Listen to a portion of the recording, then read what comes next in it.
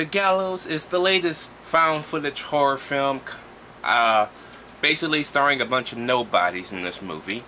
And the plot of The Gallows is a play from the early 1990s, 1993, if I remember correctly, in which a student took the place of somebody else who called out, basically, and didn't come in that last minute, and he switched his place. That student ended up dying, however, on stage, and the play has never been played ever since. 20 years later, however, the school decides to redo the play of The Gallows, okay? And the guy who's supposed to be in that guy's replacement doesn't want to go through with it because he thinks his acting sucks, and his so-called best friend doesn't help the situation, saying he's a sucky actor and all that stuff. So later that night, he and a couple of other friends decide to go into the school and sabotage the stage, because if there's no stage, there's no show, and he don't have to look stupid in front of the girl he likes. However, weird things begin to happen, and we have our movie. This movie had potential.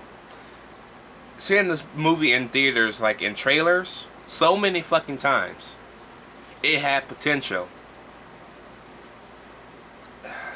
The Gallows is a disappointment. An utter disappointment.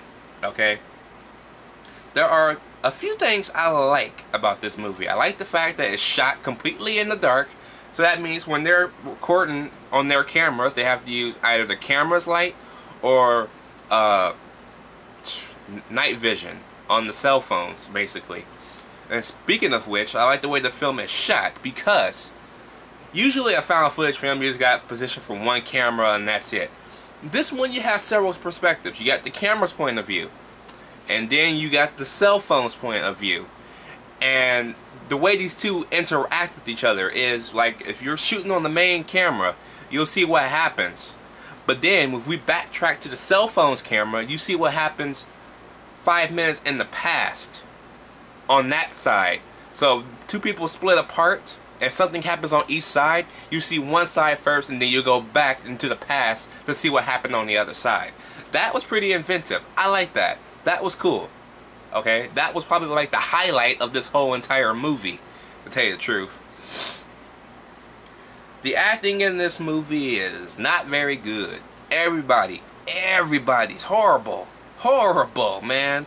Including the so-called best friend recording the whole thing on his main camera. He is such a fucking asshole. Not a douchebag, asshole. There's a difference between a douchebag and an asshole. And that motherfucker just crossed that line completely, man. Fucking ass, man. Oh my god, I couldn't wait for him to get it.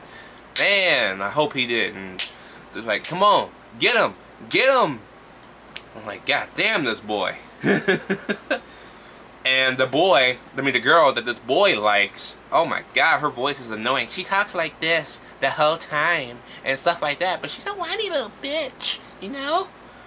God damn.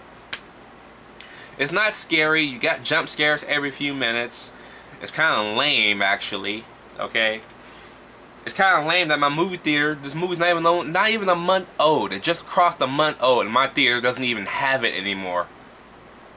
Wow. I had to go out of my way to go see this goddamn movie. And this movie suffers, and it is short as shit, man. This movie's only 77 minutes. 77 minutes! I ain't bullshitting. It's not, you couldn't even get across 80 minutes. You got a 77-minute movie. The last time I seen a movie that was 77 minutes in theaters, ooh, what movie was that? That was like early 90s.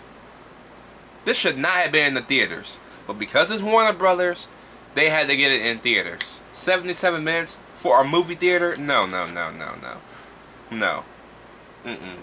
I'm sorry. But The Gallows will get a D+, because this movie is just lame. And it's all 77-minute glory. It does not deserve to be that fucking short. And it does not deserve to have a theatrical run with that runtime. Seriously, not even a movie, an 80-minute movie shouldn't even be in theaters. 77 minutes? Fuck you. Fuck you. Let me know what you guys think about The Gallows down below. Did you like it? Did you hate it? What is your favorite found footage horror film or just found footage film in general? For me, mine would be Cloverfield. If no ifs, ands, buts are about it, Cloverfield was simply the best way to do it. Simply. Anyways, I will see you guys in the next one. I am currently in the middle of my horror reviews for Halloween. So I think you might like what I've chosen this Halloween. I'm about a third of the way done. If you follow me on Facebook, you know what I'm watching. So, yeah. Anyways, see you guys in the next one.